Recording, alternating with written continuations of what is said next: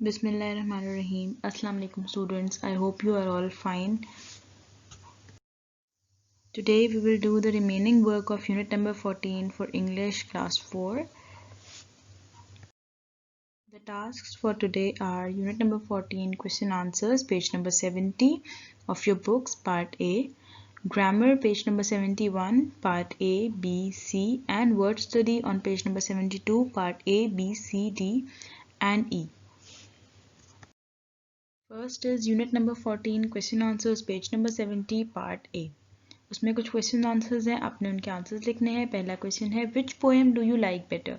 दो पोएम्स थी, bear in there and monkey manners. आपको कौन सी अच्छी लगती है, आपने वो लिख देनी है।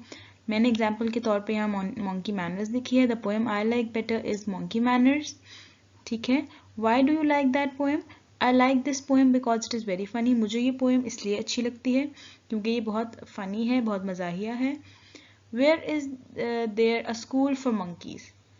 मंकीज़ के लिए एक स्कूल कहाँ पर है, आप लोगों ने अपने टेक्स्ट में पढ़ा है। There are schools for monkeys in India. India में मंकीज़ के लिए एक स्कूल है। ठीक है। Why do the monkeys go to school. Monkey school क्यों जाते हैं। In school the monkeys are looked after. उनका ख्याल रखा जाता है। टॉट मैनर्स, उनको तमीज़ और मैनर्स सिखाए जाते हैं। ट्रेन टू वर्क, उनसे काम लेने के उनको तरीके सिखाए जाते हैं। And learn to collect coconuts, और कोकोनट्स कलेक्ट करने के तरीके सिखाए जाते हैं। Write 3 words to describe monkeys. Monkeys को डिस्क्राइब करने के लिए 3 वर्ड्स लिखें, चीकी, नॉटी और कॉपी कैट्स। ठीक है। अब हम करेंगे यूनिट नंबर 14 पेज नंबर 71 का पार्ट ए। इसमें हमें बताया है कि वेयर, हेयर और देयर कहाँ पे लगाना है। सबसे पहले हम पढ़ते हैं कि वो कहाँ पे लगाया जाता है।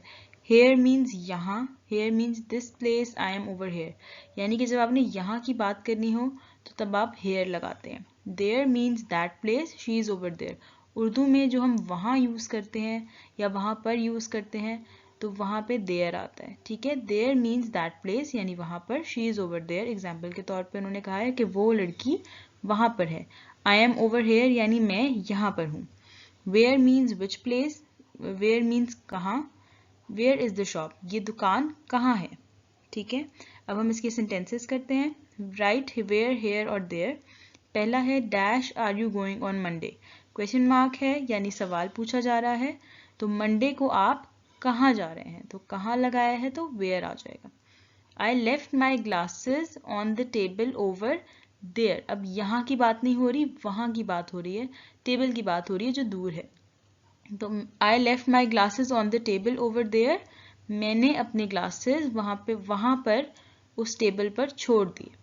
Do you know where the recycling centre is. अब हमने यहाँ पे वेयर लगाना है क्योंकि क्वेश्चन पूछा जा रहा है और वो पूछ रहा है कि रिसाइकलिंग सेंटर कहाँ पर है। तो कहाँ की बात है तो फिर वेयर आएगा। शान will be dash in another 5 minutes. शान यहाँ पर होगा, here in another 5 minutes, 5 minute में शान यहाँ पर होगा। ठीक है। तो यहाँ पे आएगा here. Dash are a lot of horses in that big field. उस बड़ी से मैदान में बहुत सारे घोड़े हैं। उस बड़े से मैदान में, वहाँ पर, तो वहाँ पर है इसलिए वहाँ यहाँ पर भी देयर आएगा। You must sign your name dash on the dotted line. Here on the dotted line. Dotted line यहाँ पर है, यहाँ पर अपने सिग्नेचर्स कीजिए। तो यहाँ पे भी हेयर की बात है, यहाँ की बात है, इसलिए हेयर आएगा। Home is dash the heart is. घर वहाँ पे है जहाँ आपका दिल लगता हो, तो यहाँ पे भी वेयर आएगा, जहाँ पे। ठीक है।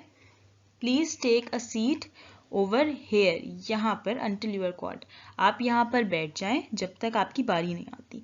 तो इन सब में मतलब समझ आ गया, यानी कि वेयर कहाँ जा रहे हैं, मंडे को कहाँ जा रहे हैं। मैंने अपनी ग्लासेस वहाँ पर रखे। रिसाइकलिंग सेंटर कहाँ है, शान यहाँ आएगा। घोड़े वहाँ पर हैं, आप यहाँ पर अपने सिग्नेचर करें। जहाँ जहाँ में भी हमेशा वेयर ही आता है। घर वहाँ है जहाँ दिल लगता है। Please take a seat over here until you are called. जब आपको बुलाया जाए जब तक के लिए यहाँ बैठ जाए, तो यहाँ के लिए भी हेयर यूज़ होगा। अब हम करेंगे यूनिट नंबर 14 पेज नंबर 71 का part B. There and there sound alike but are spelled differently and have different meanings. They are homophones. There means it belongs to them. हमने अभी देयर के बारे में पढ़ा, THERE के बारे में. देयर और देयर दोनों की प्रोनाउंसिएशन जो है सेम होती है, दोनों एक ही तरह बोले जाते हैं, ठीक है, लेकिन इनके स्पेलिंग्स डिफरेंट होते हैं और उनके मतलब डिफरेंट होते हैं. देयर का अभी हमने मतलब पढ़ा कि देयर का मतलब होता है वहाँ, और THEIR वाले देयर का मतलब होता है कि ये उनका है या इसका है या उसका है, ठीक है, उसकी चीज़ है या उसका कोई पेट है या उसकी कोई भी चीज़ है, तो हम उसको THEIR वाले देयर से लिखते हैं. तो dash mother is a very kind women. उसकी यानी उनकी, मदर उनकी है, इसलिए THEIR वाला देयर आएगा. We go swimming there every Sunday morning. हम वहाँ पर स्विमिंग करने जाते हैं हर संडे को, इसलिए यहाँ THERE वाला आएगा. Can you please give them their change. उनका चेंज दे सकते हैं आप उनको, इसलिए यहाँ पर भी THEIR वाला आएगा. Dash are very nice walks in the forest near my home. यहाँ पर वहाँ पर बहुत सारे अच्छे रास्ते बने हुए हैं जंगल के करीब, मेरे घर के करीब. तो यहाँ पर भी क्या आएगा, THERE वाला देयर आएगा. They are wearing dash best clothes today. तो वो जो हैं आज अपने बेहतरीन कपड़े पहनकर आए हैं, तो यहाँ पर भी THEIR वाला देयर आएगा क्योंकि उनके कपड़े हैं. We will go there. हम वहाँ जाएंगे. Tomorrow if the weather is dry. हम कल वहाँ जाएंगे अगर बारिश नहीं होती, यानी वेदर जो है वो ड्राई रहता है, धूप निकलती है. Is there a post office open anywhere in town today. क्या वहाँ पर टाउन में कोई पोस्ट ऑफिस खुला हुआ है, तो यहाँ पर भी ERE वाला देयर आएगा.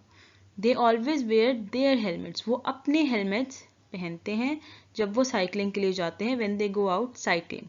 तो यहाँ पर भी EIR वाला देयर आएगा. ठीक है, दोनों का मतलब समझ आ गई. देयर यानी उनका, और THERE वाला देयर का मतलब होता है वहाँ पर, जो हमने पहले पढ़ा. देयर मदर उनकी अम्मी. हम वहाँ पर स्विमिंग करने जाएंगे. We go swimming there. Can you please give them their change. उनका change. There are very nice walks. वो बहुत अच्छे रास्ते बने हुए हैं वहाँ पर. They are wearing their best clothes. उन्होंने अपने अच्छे कपड़े पहने हुए हैं. We will go there tomorrow. हम वहाँ कल जाएंगे. Is there a post office. क्या वहाँ पर कोई पोस्ट ऑफिस है. They always wear their helmets. वो अपने हेलमेट्स पहनते हैं. ठीक है, अब हम करेंगे यूनिट नंबर 14 पेज नंबर 71 का पार्ट C. इसमें हमने लगाना है राइट हेयर और हेयर. हेयर का मतलब, हेयर और हेयर दोनों होमोफोन्स हैं, एक ही जैसे साउंड के होते हैं. Hear is used to talk about what we do with our ears. Hear का मतलब HEAR वाले हेयर का मतलब होता है सुनना, और HERE वाले हेयर का मतलब हमने पहले पढ़ा, जिसका मतलब होता है यहाँ पर. ठीक है, HERE here is the sandwich that you order. यहाँ पे है ये सैंडविच जो आपने मुझसे मांगा था. Can you hear me at the back of the room. क्या आप मुझे रूम के एंड पे सुन सकते हैं. I did not here what the lady said. जो उस लेडी ने कहा, जो उस औरत ने कहा, मैंने नहीं सुना. तो सुनने की बात है, इसलिए हेयर आएगा. There is a free seat here beside me. मेरे साथ एक फ्री कुर्सी खाली है यहाँ पर. तो यहाँ पर भी बात हो रही है यहाँ पर, तो इसलिए here, HERE here. Did you hear the doorbell ringing. क्या तुमने डोरबेल की आवाज़ सुनी. तो सुनने की बात है, इसलिए hear. The children could hear a loud buzzing noise. बच्चे ऊंचे शोर की आवाज़ सुन रहे थे. तो यहाँ पे भी HEAR हेयर आएगा. It is my first time to come here. मैं पहली दफ़ा यहाँ पर आया हूँ. ठीक है, तो यहाँ पे भी HERE वाला हेयर आएगा. ठीक है, अब हम करेंगे unit number 14 page number 72 part A. इसमें है comprehension. Choose word from the list to match the actions in the table. इस टेबल में जो आप लोगों के वर्ड्स लिखे हुए हैं, इसके साथ इन जो ऊपर वाला टेबल गिवन है, इसमें से बॉक्स में से आंसर्स मैच करने हैं. ठीक है, पहला है शेयर. तो किस चीज़ को शेयर करना चाहिए. स्वीट्स को, यानी जो आपके पास कैंडीज वगैरह होती हैं उनको शेयर करें. डांस. जिग का मतलब ही होता है डांस करना. एम्प्टी खाली करें, किसको. बिन को, अपनी डस्टबिन्स को. लाइट किस चीज़ को जलाना चाहिए? कैंडल को, ठीक है, मोमबत्ती को। आस्क, क्या पूछना चाहिए? परमिशन, यानी कि इजाज़त लेनी चाहिए। कुक, क्या पकाना चाहिए? डिनर, खाना पकाना चाहिए। इम्प्रूव, बेहतर करना चाहिए। क्या चीज़? स्पेलिंग, यानी अपने स्पेलिंग्स को बेहतर करना चाहिए। हैंग, किस चीज़ को हैंग करते हैं? कर्टन्स को, यानी पर्दों को। ड्राई, सुखाना चाहिए। किसको? हेयर्स, अपने बालों को। स्क्रब, साफ करना चाहिए। किसको? फ्लोर को, यानी कि ज़मीन को। अब हम करेंगे vocabulary, unit number 14, page number 72 का part B. Name each group. उन्होंने हमें 1 2 3 4 5 वर्ड्स दिए हुए हैं ईच सेट के, और हमने इस सेट का नाम बताना है, ठीक है। जैसे कि स्पॉट्स हैं, स्ट्राइप्स हैं, जिगजैग है, चेक है और पोल्का डॉट है।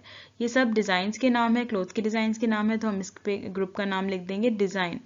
Next is lobster, prawn, crab, mussel, oyster. ये सब क्या है? ये सब सी फूड है, ये सब समुद्र के जानवरों के नाम है, तो हमने यहाँ लिख देना है sea food. Next is trifle, pavlova, tart, brownie, ice cream. ये सब मीठी चीज़ें हैं, डिज़र्ट्स हैं, तो हम यहाँ लिख देंगे डिज़र्ट्स, ठीक है, मीठे हैं ये सारे। Next is Sunday, Tuesday, Wednesday, Monday, Saturday. ये सब क्या है? वीक डेज है, ठीक है, ये सब दिनों के नाम है, तो हम यहाँ वीक डेज लिख देंगे।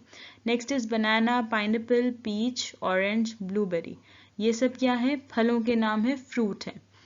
नेक्स्ट इज दिसंबर, जून, मार्च, जुलाई, अक्टूबर। ये सब क्या है? मंथ्स के नाम है। इसके बाद है क्नो, डिंगी, शिप, ट्रॉलर, यॉट। ये सब क्या है? ये सब समुंदर में ले जाने वाले व्हीकल्स के नाम है, इनको हम वेसल्स कहते हैं, तो हम यहाँ पे वेसल्स लिख देंगे। Next is Earth, Mars, Venus, Saturn and Pluto. ये सारे हमने पढ़ा हुआ है साइंस में, प्लैनेट्स हैं, तो हम इधर लिख देंगे प्लैनेट्स, ठीक है। अब हम करेंगे यूनिट नंबर 14 पे, पेज नंबर 72 पे, part C, word structure. How many syllables in each word, यानी कि हर वर्ड के कितने सिलेबल्स हैं। सिलेबल्स क्या होते हैं? सिलेबल्स होते हैं एक वर्ड की साउंड बन रही हो, एक वर्ड की, यानी उसमें एक ही फनेक्स साउंड बन रही हो और साथ उसके एक वॉवल साउंड हो। जैसे कि डोंग की, डॉन एक सिलेबल है और की दूसरा सिलेबल है, क्योंकि दोनों में एक एक वॉवल साउंड बन रही है और दोनों की आवाज़ें अलग अलग आ रही हैं। इसलिए लोन, ली, इसमें भी दो सिलेबल्स आ जाएंगे, एक वॉवल साउंड, दोनों वॉवल साउंड्स आ रही हैं, ठीक है। इसके बाद है डिस्ट्रैक्शन, इसमें भी 3 वॉवल साउंड्स आ रही हैं, इसलिए 3। शेड, इसमें एक वॉवल साउंड आ रही है, इसलिए 1। वूमेन, इसलिए इसमें 2 आ रही हैं, इसलिए 2 आएगा। इसके बाद है ओलंपिक, इसमें भी एक ओ की आ रही है वॉवल साउंड, एक आई की आ रही है, तो 2 आएगा। उसके बाद है गेम, अब इसमें देखा जाए तो 2 वॉवल्स हैं, लेकिन आवाज़ एक की आ रही है, इसलिए 1। लन, डन, इसमें भी 2 आ रहे हैं वॉवल साउंड्स, इसलिए 2 आएगा। इसके बाद है डिफरेंट, डिफरेंट, ये भी 3 आ रहे हैं वॉवल साउंड्स, इसलिए 3 आएगा। उसके बाद लकी, टॉर्च, दोनों में एक एक वॉवल साउंड आ रही है। और उसके बाद है विनर, इसमें भी एक आई की एक ई की आ रही है, इसलिए 2 आ जाएगा। अब हम करेंगे unit number 14, page number 72, part D, sentence structure. Underline the word in each sentence that does not belong. हमने उन वर्ड्स को अंडरलाइन करना है इन सेंटेंसेस में से जिनकी कोई सेंस नहीं बन रही इस सेंटेंस में, जो इस सेंटेंस में कहीं फिट नहीं हो रहे। जैसे कि give me more, no money please. अब इसमें नो की कोई मकसद नहीं है, वो और पैसे मांग रहा है, तो उसमें नो के कोई यूज़ नहीं है, तो हम नो को अगर कट कर दें तो हमारा सेंटेंस बिल्कुल परफेक्ट हो जाएगा। Give me more money please, मुझे और पैसे दीजिए प्लीज़, ठीक है। इसी तरह नंबर 2 पे, mum baked scones in the fridge oven. अम्मी ने केक बनाया इन द फ्रिज ओवन। अब केक जो है, स्कोन्स जो हैं, ये ओवन में बनते हैं, फ्रिज में नहीं बनते, तो फ्रिज हम हटा देंगे, और चीज़ें बेक जो हैं वो भी ओवन में होती हैं, तो मम baked scones in the oven. अब ये बिल्कुल ठीक हो गया है। नेक्स्ट है I enjoy playing doing homework. अब आई एन्जॉय डूइंग होमवर्क बिल्कुल सही हो जाएगा।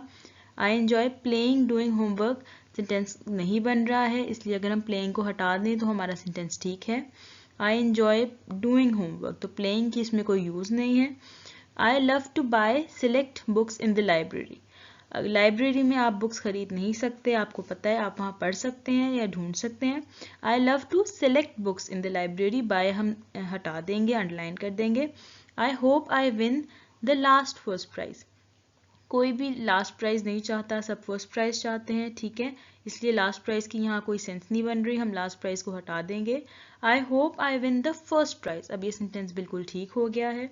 Next is 6th, the children fail fast asleep slowly, अब वो एकदम से सो गए, बच्चे जो हैं वो एकदम सो गए आहिस्ता आहिस्ता, ऐसे तो नहीं हो सकता। The children fail fast asleep, यहाँ तक सेंटेंस मुकम्मल हो जाएगा। स्लोली की ज़रूरत नहीं थी तो स्लोली को हम अंडरलाइन कर देंगे। The lunch box homework was broken, the lunch box was broken, homework टूट नहीं सकता तो होमवर्क की यहाँ कोई सेंस नहीं है, इसलिए होमवर्क को हम अंडरलाइन कर देंगे। I did that all bye my self, I did that all bye my self, मैंने ये सारा खुद किया, डन नहीं आएगा क्योंकि डन की कोई सेंस नहीं है। I would like to know do it again, no की यहाँ कोई सेंस नहीं है, ना ये सेंटेंस में फिट हो रहा है, इसलिए हम नो को अंडरलाइन कर देंगे। I would like to do it again, मैं ये दोबारा करना चाहूँगा, ठीक है।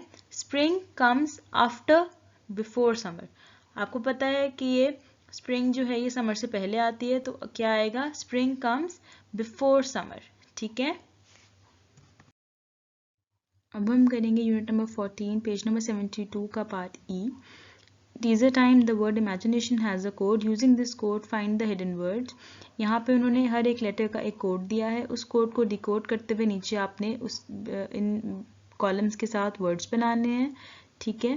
पहला है 8, आई का कोड है 7, एम का कोड है 4, ए का कोड है 9, जी का कोड है 6, आई का कोड है 7, एन का कोड है 2, ए का कोड है 9, टी का कोड है 8, आई का कोड है 7, ओ का कोड है 3 और एन का कोड है 2।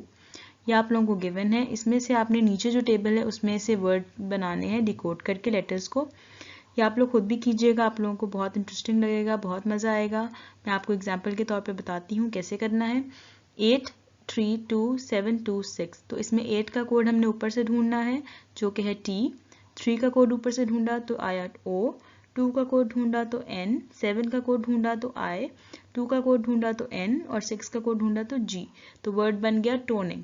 इसी तरह 8 9 2 बनेगा टैन, कैसे बनेगा, 8 का कोड ढूंढा तो आया T, 9 का कोड ढूंढा तो आया A और 2 का कोड ढूंढा तो आया N, तो वर्ड बन गया टैन। इसी तरह 6 7 9 2 8 कैसे बनेगा, जायंट, कैसे बनेगा, 6 का कोड है G, 7 का कोड है I, 9 का कोड है A, 2 का कोड है N और 8 का कोड है T।